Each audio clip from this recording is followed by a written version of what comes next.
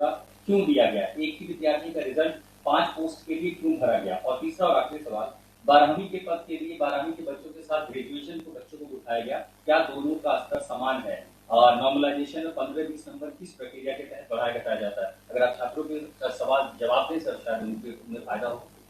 आपने सारे प्रश्न पूछे हैं, सारे के सारे महत्वपूर्ण प्रश्न हैं। मैं इन सारे प्रश्नों को एक एक करके लेता हूं। सबसे पहले लेवल 1 में 2 स्टेज एग्जाम क्यों? 1,25,00,000 के आसपास स्टूडेंट्स ने अप्लाई किया है। इतनी बड़ी संख्या में देश भर में अगर रिक्रूटमेंट करना है तो आपको एक लेवल के एग्जाम से, सिंगल एग्जाम से करना बहुत मुश्किल है। फिर भी हम इसको री एग्जामिन करेंगे। इतनी बड़ी संख्या में 1,25,00,000 कैंडिडेट्स अगर हो तो कैसे उनको एक साथ सेम तरीके से same level of hardness of question की, ये सब करना अति डिफिकल्ट है। आप सब इस प्रक्रिया से गुजर चुके हो, आप भी समझते होंगे। इसलिए इसके दो, एक प्रीलिम एग्जाम और उसके बाद में एक कंप्यूटर बेस्ड टेस्ट 2, इस तरह से करके किया गया। वो नोटिस में लिखा गया था कि अगर जरूरत पड़ी, अगर परिस्थिति हुई तो उसके 2 लेवल किए जाएंगे। पहला ये। दूसरा, आपका प्रश्न कि 10+2 में ग्रेजुएट्स को कैसे अलाउ करें। देखिए, किसी भी एग्जाम में मिनिमम क्वालिफिकेशन का स्टैंडर्ड होता है, मैक्सिमम क्वालिफिकेशन का नहीं होता है कभी भी। ये कानूनन कॉन्स्टिट्यूशनल व्यवस्था में हम लोग काम कर रहे हैं।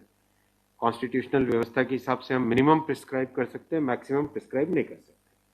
तो 10+2 के लिए जो क्वालिफिकेशन वाला स्केल है, उसमें अगर ग्रेजुएट बैठे हैं तो उसको रोकने का हमें कोई अधिकार नहीं है, किसी को कोई अधिकार नहीं है। अगर कोई नया इसके बारे में कोई नया न्यायपालिका की तरफ से कोई चीज आती तो अलग बात है, लेकिन हमारे पास कोई अधिकार नहीं है इसका। दूसरा विषय था ये। तीसरा विषय आपने रखा समय का। देखिए, शुरू में इसके लिए, जो इस एग्जाम को कंडक्ट करने के लिए एप्लीकेशंस आई, दोनों के दोनों एग्जाम्स में 1 करोड़ से ज्यादा एप्लीकेशंस आई। 1 करोड़ से एप्लीकेशन ज्यादा आई तो जो एग्जामिनेशन कंडक्ट करने के लिए एजेंसी हमको हायर करनी थी, उसको हायर करने में टाइम लगा, 6 महीने से ज्यादा लगा। नेचुरली इतनी बड़ी संख्या में अगर एग्जाम करना है देश में, तो अपने आप में वो एक बहुत बड़ा challenge. It's a Himalayan task, it's a huge task, it's a very very big challenging task. तो एजेंसी को सेलेक्ट किया गया। सेलेक्ट करते करते कोरोना आ गया। कोरोना के फेज में देरी हुई, लेकिन फिर भी डिस्पाइट कोरोना तुरंत दिसंबर 2020 में एग्ज़ाम की प्रोसेस चालू हुई। एग्ज़ाम की प्रोसेस चालू हुई और despite second wave of corona फिर भी एग्ज़ाम किया गया with all the precautions, all the safety things करके इसको लाए। जो दूसरा वाला ग्रुप बी का एग्ज़ाम है, उसमें कैट में चले गए थे बच्चे, क्योंकि करीब 5 लाख के आसपास एप्लीकेशंस ऐसी थी जिसमें फोटोग्राफ प्रॉपरली मैच नहीं हो रहा था। तो नेचुरली अगर एप्लीकेशन में फोटोग्राफ मैच नहीं हो तो उसको आप एग्जाम में कैसे लोगे। तो वो विषय आया था। तो उस विषय के कारण लोग कैट में गए थे।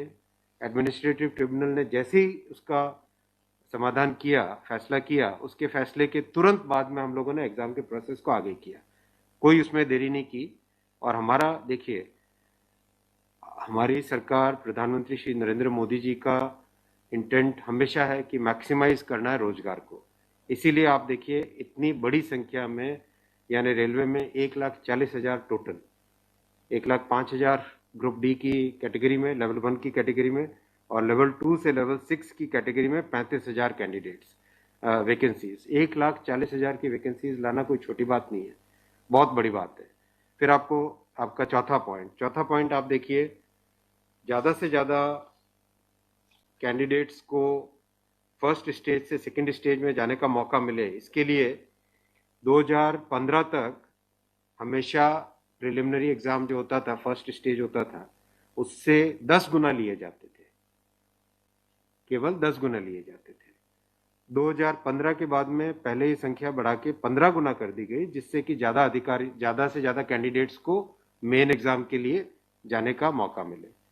और 2019 में इस संख्या को 20 गुना किया गया, ताकि ज़्यादा से ज़्यादा लोगों को अवसर मिले, ज़्यादा से ज़्यादा लोगों, क्योंकि फर्स्ट स्टेज जो प्रिलिमिनरी एग्जाम इतना बड़ा नंबर है कि उस नंबर में हो सकता है कुछ बाय चांस उस दिन तबीयत ठीक नहीं हो, कोई दूसरा कारण हो, समय पे पहुंच नहीं पाए, कोई भी कारण से मिस कर गया, तो मैक्सिमम लोगों को हमें चांस देने का इंटेंट है। इसी इंटेंट के कारण 20 गुना किया गया। जो 10 गुना था 2015 से पहले, उसको 20 गुना किया गया 2019 में। तो ये प्रो स्टूडेंट्स, प्रो कैंडिडेट्स वाली अप्रोच है हमारी, और हमारी इंटेंट एकदम नेक नियति से काम कर रहे हैं, सच्चाई से काम कर रहे हैं। देखिए, कोई भी कहीं भी एक भी जगह से कहीं कोई पेपर लीक होने की बात नहीं है, कहीं पे कोई एग्जाम के मैनिपुलेशन की बात नहीं है।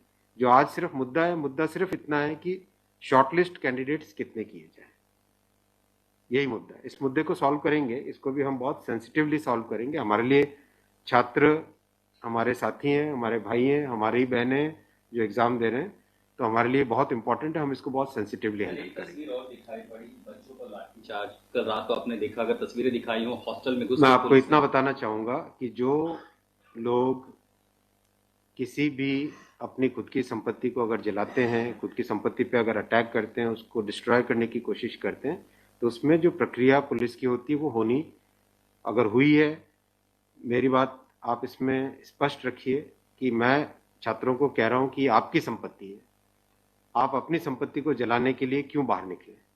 और हम आपकी बात को शुरू से सुन रहे हैं। जिस दिन आपने पहले पॉइंट रखा, उसी दिन हमने तुरंत इसका, जैसे ही दूसरे दिन ही मेरे नज़र में आ गई थी बात ये, और दूसरे दिन मैंने तुरंत सारा ये टेबल मंगवाया कि आप मुझे एग्जैक्ट बताओ हर एक लेवल पे क्या वैकेंसी है, और हर एक लेवल पे एग्जैक्ट, जैसे लेवल 2 पे 5663, उसकी जगह 1,13,000, कितने गुने? 20 गुने। लेवल 3 पे 4,940, उसके अगेंस्ट कितने शॉर्टलिस्टेड? 98,833, 20 गुने। तो जो नोटिस के अंदर प्रक्रिया एग्जैक्टली उसके हिसाब से किया है, हर एक पे, level 2, level 3, level 4, level 5, level 6, हर एक पे एग्जैक्टली 20 टाइम्स किया गया है। इश्यू वो नहीं, इश्यू डुप्लीकेट नहीं, इश्यू यूनिक वाली बात आ गई। अब वो मुद्दा उनका है, क्योंकि इसलिए मुद्दा आ रहा है कि जिन लोगों ने तैयारी कर ली है, उनको लगता है कि हमें एक बार और चांस मिल जाए, इसीलिए हम इसको बहुत सेंसिटिवली हैंडल करेंगे।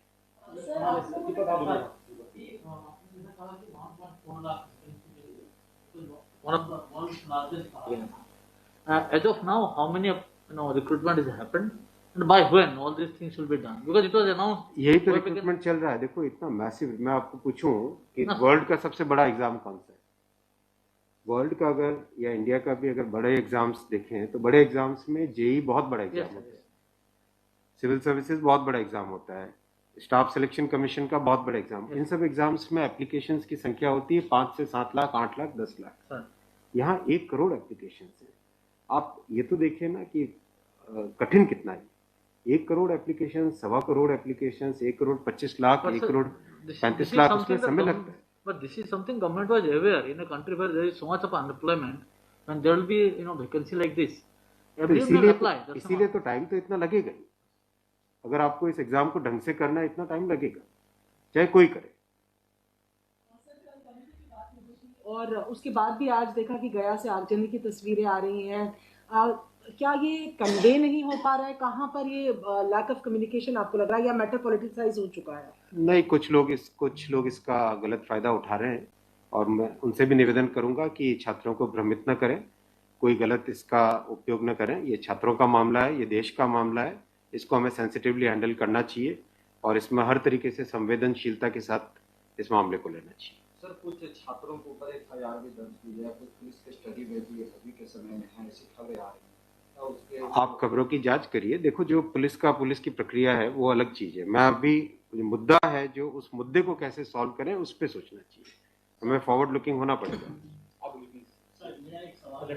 जिन राज्यों में हिंसा की खबरें या फिर जो रेल रोकने का जो मूवमेंट चल रहा है, ट्रैक पे स्टूडेंट बैठे हैं, क्या उन राज्यों के मुख्यमंत्री से आपकी बात हुई है, और क्या कुछ आप लोग की इस संदर्भ में कि कैसे? बिल्कुल, सब जगह लॉ एंड ऑर्डर स्टेट का जो रोल होता है, राज्यों के मुख्यमंत्रियों ने भी बहुत संवेदनशीलता के साथ काम किया है, और हम भी कॉन्स्टेंटली टच में हैं, कंटिन्यूसली टच में हैं। और जो आज कमेटी की बात भी सबके पास जा चुकी है ऑलरेडी, और मेरे ख्याल से ज़्यादातर जगह से स्टूडेंट्स ने इस विषय को स्वीकार भी किया है। और मैं अभी भी रिक्वेस्ट करूंगा एक बार फिर सारे स्टूडेंट बंधुओं को, छात्रों को, कैंडिडेट्स को कि आप प्लीज अपनी ग्रीवेंसेस को, अपने पॉइंट को, अपने कंसर्न को, अपने विषय को, अपने मुद्दे को फॉर्मली रखिए। हम इसको एकदम संवेदनशीलता के साथ टैकल करेंगे।